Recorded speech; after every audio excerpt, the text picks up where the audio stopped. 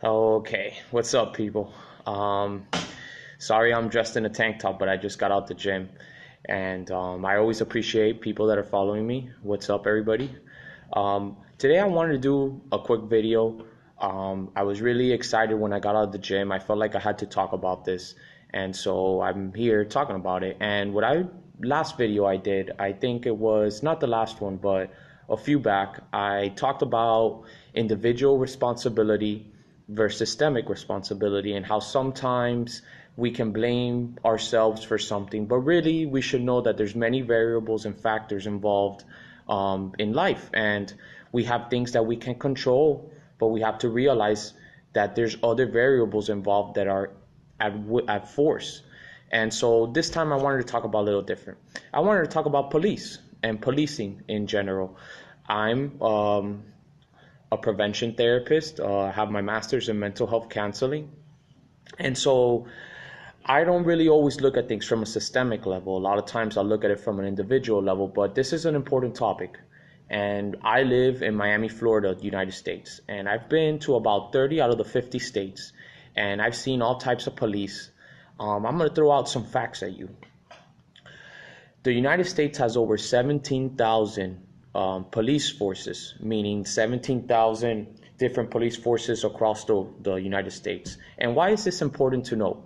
Well, because some countries like Sweden or other countries, a lot of times more dictatorship type of, they have a centralized government. They only respond to one authority figure. While the United States is a decentralized government, they have many agencies, many governments. You have the federal level, you have the state level, then you have the city level, the towns where they have to respond to a certain chain of commands, right? And I'm breaking down the police force, and this is where I'm going to go with it. When we talk about mental health, it's not just about you send a therapist to the house or you go see a therapist, you take an assessment, we form a treatment plan, and we work on things. No, the system has to be set good for the population. And when the system isn't solid, when the system isn't strong, then all of a sudden people start falling into states that they don't want to. So how many times has a police officer, maybe in the line of duty, was presented into a situation that he wasn't fully trained for here in the United States? I would imagine a lot of times, and I'm going to tell you why. And I'm going to throw some statistics that I wrote down for everybody here. Okay?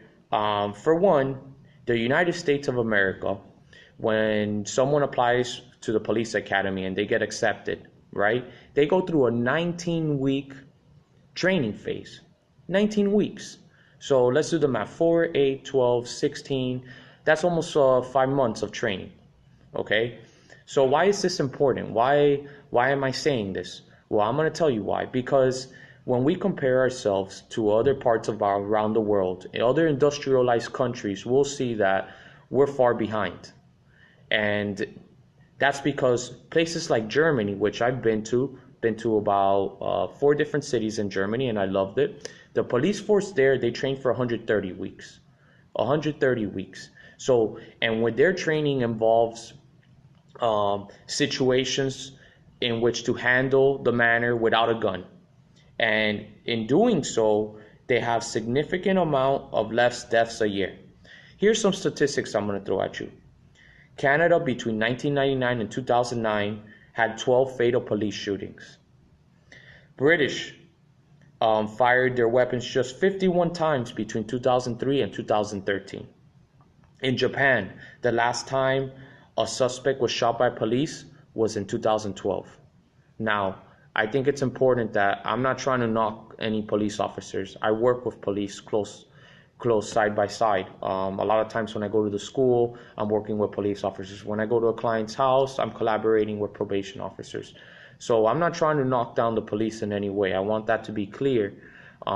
This platform is not meant to put down any group of person. Psych Life is not a platform to put down a group of person, but a platform to raise awareness. So when I read you statistics about countries that they have significantly less police shootings than the United States, that means it's a systemic issue. And when I'm telling you that the United States, the police officers only go through a 19-week training police academy, while other countries like Germany are doing 130 weeks, then that's an issue. When I tell you that other European countries, correction officers have to go through a 2-year mental health training academy, while you here in the United States, a correction officer goes through a 3-month training, then I'm telling you there's a problem. When police officers in the United States are trained to restrain, and they're not trained to approach a situation in a manner that's trying to help the individual, but rather control the situation, like if something's always wrong.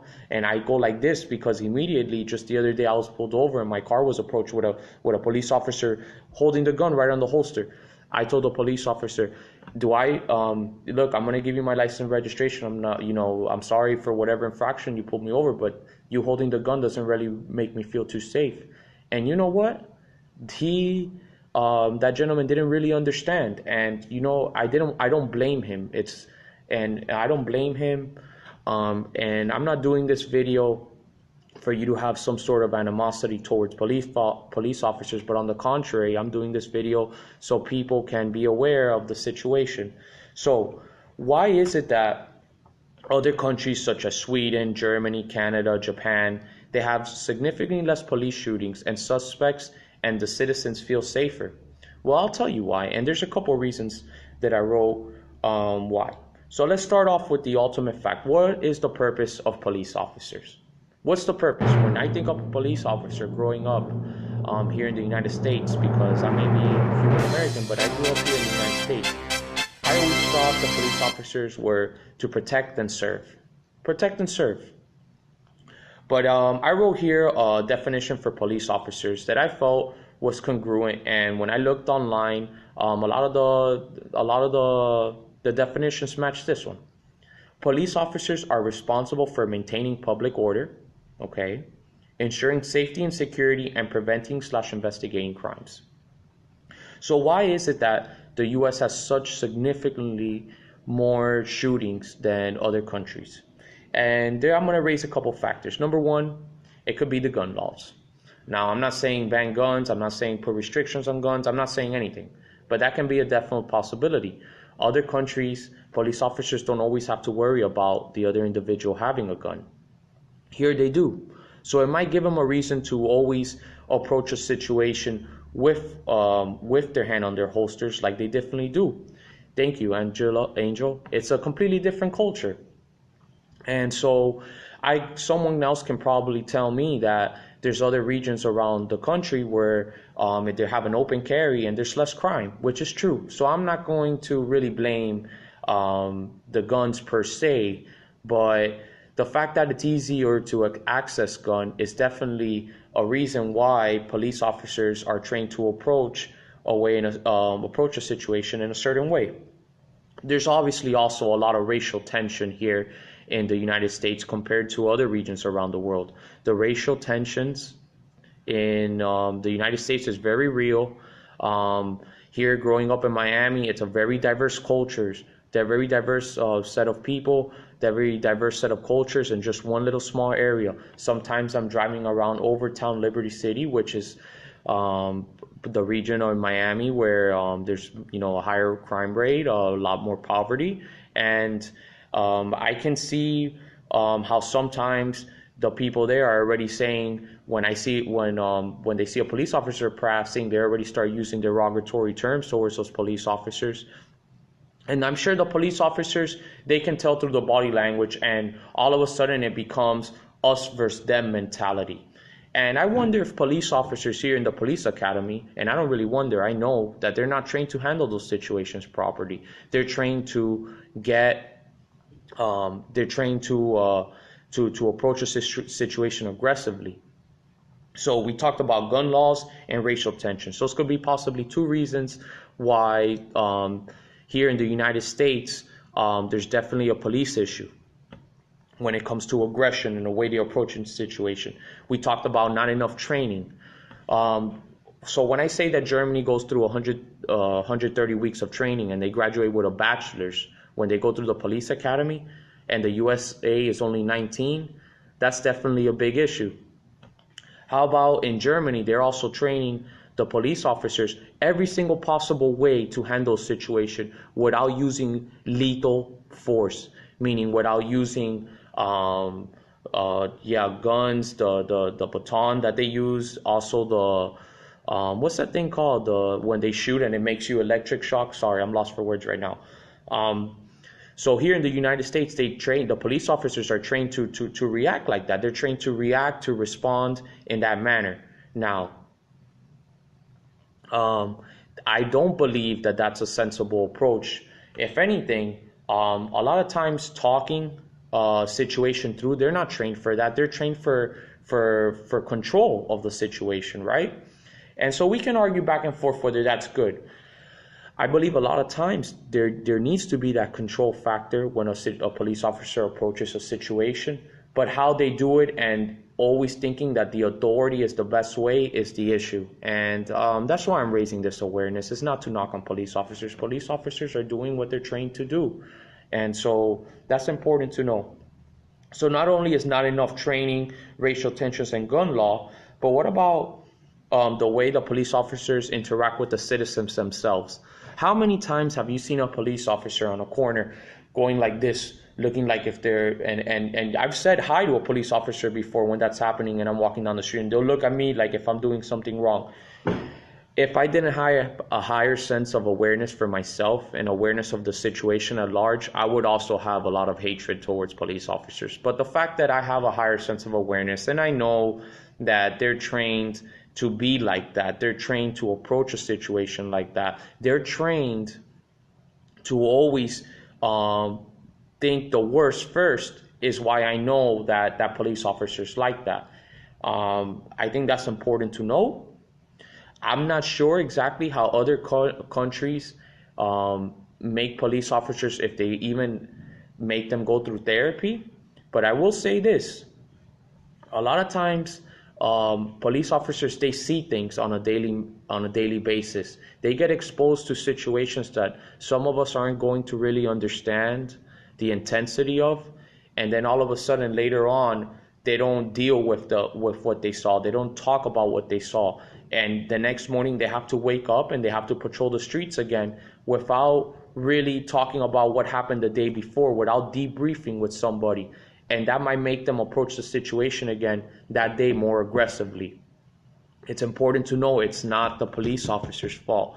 What's important to note is that us as a system here in the United States, we're failing our citizens and we're failing the police officers themselves and the victims, because the police officers are doing the best with what they can and they're not receiving adequate training for situations. If a police officer approaches a person who's suffering from addiction, they should not be approaching that person from a point that person is a criminal. If anything, they should be approaching that person as if that person needs help, and have the training to approach that situation in a non-aggressive manner that's not going to instigate that situations to become worse. But on the contrary, they don't have the trainings, and sometimes when approaching someone that's not abiding the law exactly by its terms, they'll approach the situation aggressively, and they might even instigate it to be worse without realizing that they're invading someone's personal space.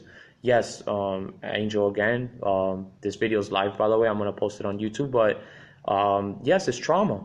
Police officers experience trauma that doesn't get addressed, and then it transfers over to the next time. So, in the 1990s, American cities began the broken windows theory of crime. What does that mean? They thought that if they patrolled the streets hard, and they started catching all the minor infractions, then that would prevent the bigger one. Well, they were so wrong on that. Catching citizens for minor infractions, police officers catching citizens for minor infractions does not stop bigger crimes. What it does is it creates more animosity between its citizens and the police force. I personally do not feel safe, like the other day when I was stopped and a cop approached me with his hands on his holster. That doesn't make me feel safe. He's thinking the worst. And in thinking the worst, if I wasn't aware of everything and I was somebody else, then of course I'm going to raise some animosity. Of course I'm going to respond to that police officer bad. So how about salaries? If police officers were paid more, would they be more enticed to do a better job? I think so. Well, in Canada, I was researching that police officers, especially in Quebec, get paid almost three figures, not three figures, but they get close, and they start at a very decently high salary.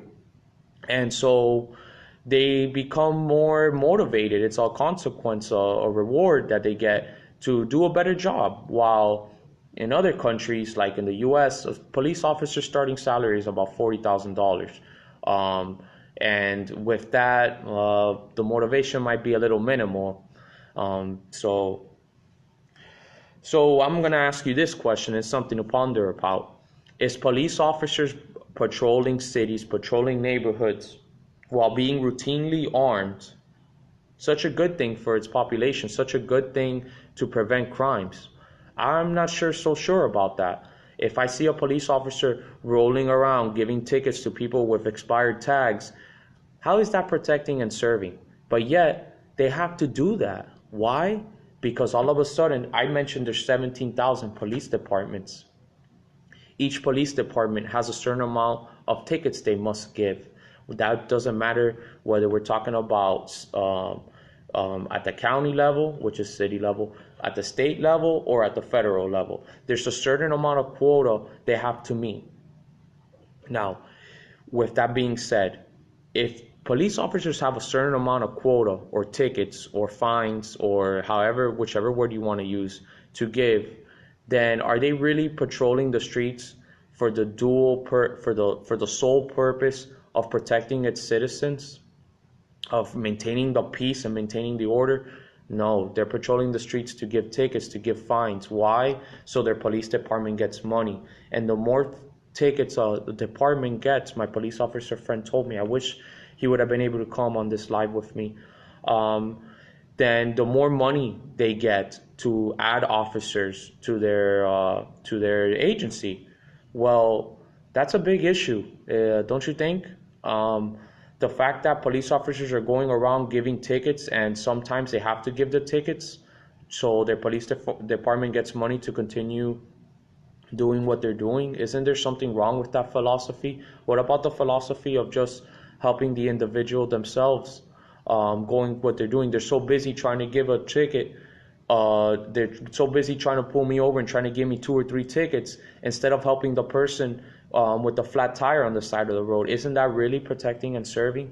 So once again, I'm not doing this video to knock police officers. I'm just trying to promote a system change, a change within the system where police officers can get the training they need to approach situations in a non-aggressive manner. So that way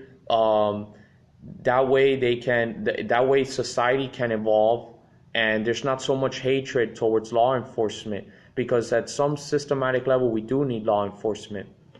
I'm gonna give you an example, my friends. In Great Britain, which I've also been to, I've only been to London, but I saw police officers that didn't have guns. And that's probably why, like I said earlier, British police fired their weapon on just 51 occasions between 2003 and 2013. That's 10 years, only 51 occasions that the gun was shot. Well, it's good to note that in Britain, the police officers don't have guns, but if they do need another police officer that has weapons, then they can just call it in and they're never too far away. Maybe that's a type of system we need to implement in the United States. Now, I know in the United States there's a lot more crime. There's a lot more crime involving weapons, especially guns, and people try and want to remedy that with gun control laws. I'm not sure if that's going to work or not, but I do know is that there needs to be something that needs to change. So here's some extra things that I wanted to add. So in Germany, I was doing some research, and aside from the fact that they get 130 weeks of training, in their training, they involve every single situation possible for a police officer to approach and not use a weapon, not approach using a weapon. Here, they're taught to react with a weapon. They're taught to control the situation with force if they have to, and that has to change. The equipment used around the world from different police agencies and governments is different than here in the United States. I mean, here we have literally the police officers have armed vehicles. I've seen them where they're patrolling the streets. It says police on the side, and it's like it's huge. It's almost like if something that would come out of the military. And then all of a sudden, people have some sort of animosity when they see that towards police officers in general. So what are we doing? In the end, we're breaking society. Here, the society is being split, and we don't even realize it. Yes. So this is all I have to say about this for today. I want to really talk about this later on. I really want to talk about this later on because I love to collaborate with people, and if you're out there and you'd want to collaborate with me, we can do it. Just message me if you have an idea. And I appreciate the video, guys. I hope you guys enjoyed it. And once again, sorry I'm in my tank top and not in my psych life uniform, but I just got out the gym and I just wanted to share my thoughts with you guys, okay? See ya.